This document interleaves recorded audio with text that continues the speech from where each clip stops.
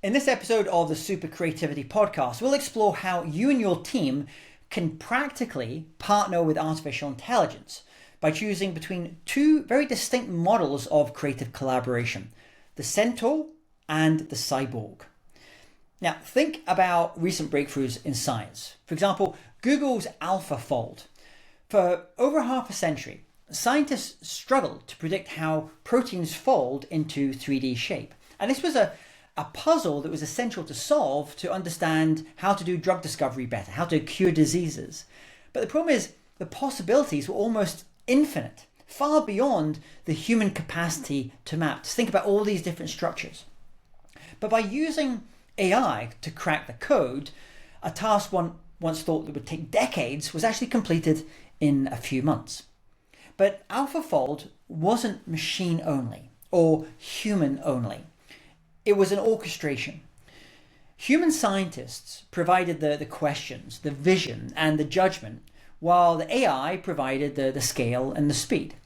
And together, they produced a breakthrough that neither could have achieved alone.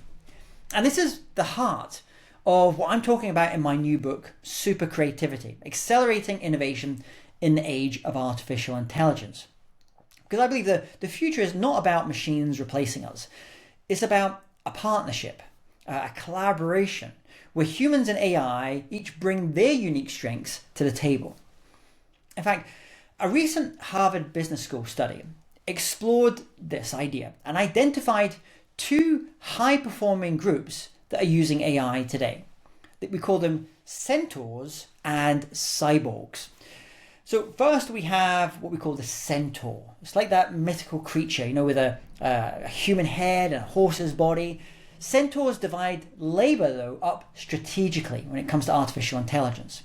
So someone that's operating like a Centaur, they delegate specific subtasks to the AI, like research, drafting, or data analysis, while focusing their own energy and that of their team on the parts that require human judgment, human intuition, and ethics. This model works brilliantly in fields like law, medicine, or consulting, where human accountability is paramount.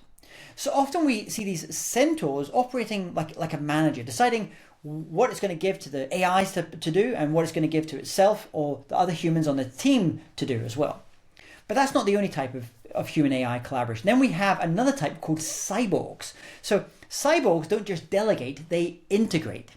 Someone that operates like a cyborg is intertwining their work with the machine, constantly molding, checking, and refining the AI outputs in a seamless loop. For someone that works like a cyborg, the AI is an expression of their own thinking process. This approach thrives in areas like design, R&D, storytelling, engineering, where rapid iteration leads to breakthroughs. A new research from Harvard University is also clear. Individuals and teams who work with AI teammates report higher levels of happiness, fulfillment, and the quality of their work. Because done well, it frees us up from the drudgery. It lets us focus on the parts of our craft, our mastery, that actually bring meaning to us as humans. So as a leader, you have a choice to make. Do you want your people working like centaurs, selectively using AI to free up their human strengths and those of their team? Or maybe more of them are operating like cyborgs, embedding technology into every step of the creative process. It's almost like that guitarist that has a guitar, like the guitar becomes part of who they are. That's what someone operating like a cyborg is actually doing. In truth, the future will see us alternate between these two ways of creatively collaborating with AI. The Centaur mindset operates more like your traditional manager or general manager, while the cyborg mindset is when you are doing more individual or technical work. So here's a little task for you this week to experiment with these two different ways of working with artificial intelligence. On your next project, try the Centaur approach. Give the AI a clearly defined task and see how it handles the horse work of doing that. How it divides up the tasks between yourself and what the AI is going to do. Then try being more like a cyborg. Keep the AI open while you work. Treat it as a live partner, a collaborative sparring partner, if you will.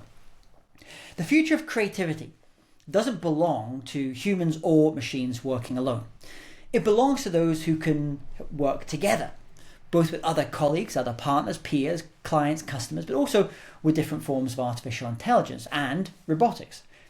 To learn more about orchestrating these super creative teams, you can order my new book, SuperCreativity: Accelerating Innovation in the Age of AI. And you can order that at my website, jamestaylor.me, or wherever you prefer to buy your books. SuperCreativity is your field guide to thriving in the age of AI. Thanks for watching.